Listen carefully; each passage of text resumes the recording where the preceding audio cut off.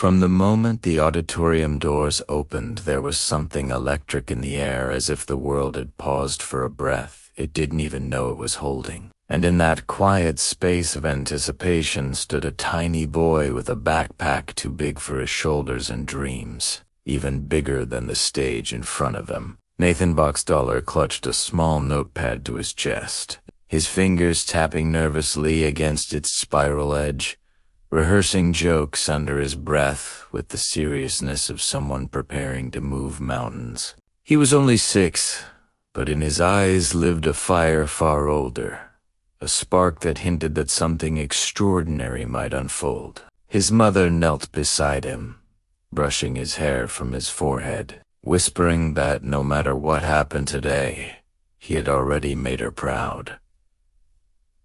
Yet Nathan didn't seem worried about winning or losing.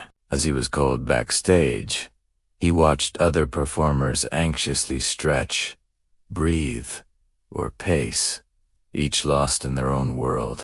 But Nathan wasn't looking at the stage or the crowd beyond it. His eyes kept drifting to a tall teenage boy in a wheelchair waiting with his family. The teen had trembling hands and an oxygen tube tucked gently behind his ear, and Nathan noticed the boy's nervous smile whenever someone walked close enough to offer encouragement. Something unspoken passed between them when their eyes met, a connection without words, a recognition of vulnerability, courage, and hope intertwined.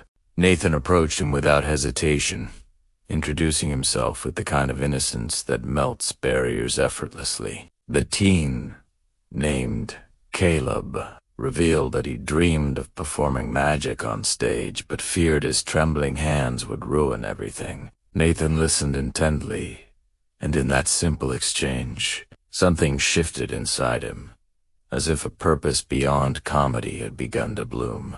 When it was finally Nathan's turn to step into the bright universe of the stage, he walked forward with a confidence that surprised everyone, including the judges who were in tea, expecting a 6-year-old comedian to stand beneath the spotlight as though it belonged to him. The crowd leaned in the moment he grinned, and his first joke landed with such unexpected charm that laughter erupted like fireworks. His tiny voice filled the vast room with humor that felt innocent, yet sharp, playful, yet meaningful, and each punchline carried the warmth of his unfiltered joy. But even as the audience laughed, Nathan kept glancing toward the spot where Caleb waited backstage, as though every giggle and applause was something he wanted to share with the boy whose courage had moved him. Halfway through his routine, something unexpected happened. A sudden burst of noise from backstage caused the audience to shift, uncertain.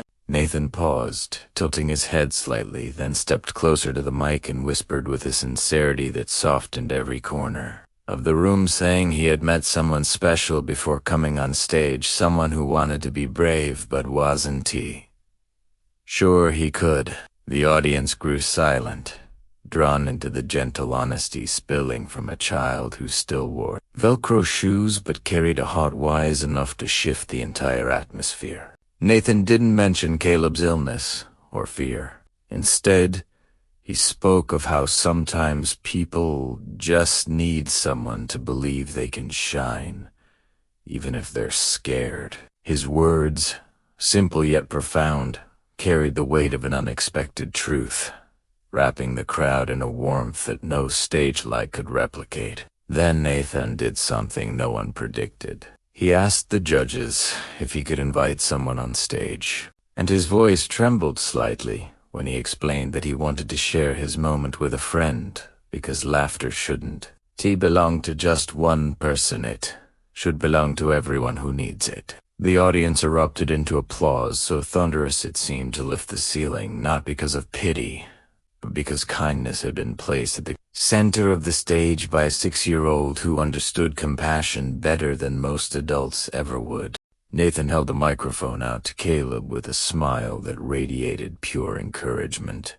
And after a long breath, Caleb attempted a simple magic trick with trembling hands. The audience held their collective breath as he fumbled the deck of cards. But Nathan gently placed his hand over Caleb's to steady him, whispering that sometimes even magic needs a little help.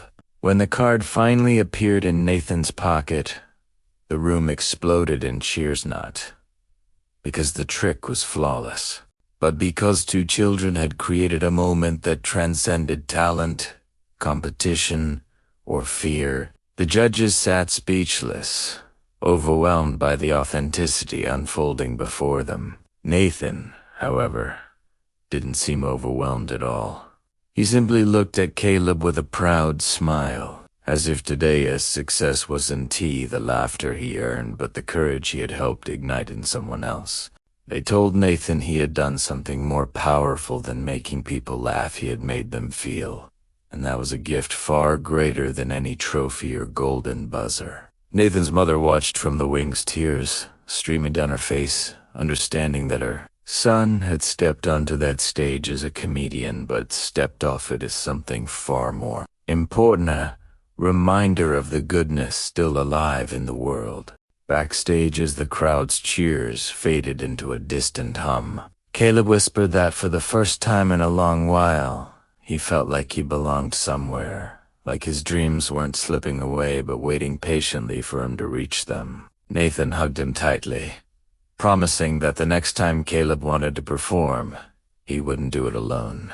His mother wrapped her arms around him, whispering that the world needed hearts like his, and Nathan simply shrugged in the innocent way only a child can, saying he didn't do anything special, he just didn't want anyone to be scared by themselves. The story of that night spread far beyond the walls of the auditorium, weaving its way through social media, news outlets, and living rooms across the country. People watched not just to see a child comedian or a magic trick, but to witness a moment of genuine humanity that reminded them of who they once were, who they wished to be, and how even the smallest among us can spark the biggest change.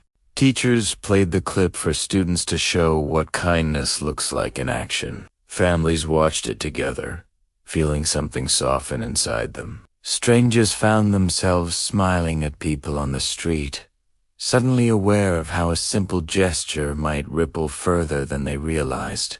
A 6-year-old boy had proven that you don't need age, fame, or perfection to make a difference. You just need the courage to care. He showed that true greatness isn't measured by the height of your achievements, but by the depth of your compassion. His story became a gentle reminder that sometimes the most powerful acts of generosity come in the smallest packages, and that kindness, when shared freely, has the power to heal, uplift, and unite. In the end, the world didn't remember the jokes word for word or the exact card Caleb pulled from the deck. They remembered the feeling, the hope, the warmth, the spark of possibility that lit up the room when one child chose to share his moment with another. They remembered how a simple act of encouragement transformed fear into courage, and how compassion became the true star of the show that night.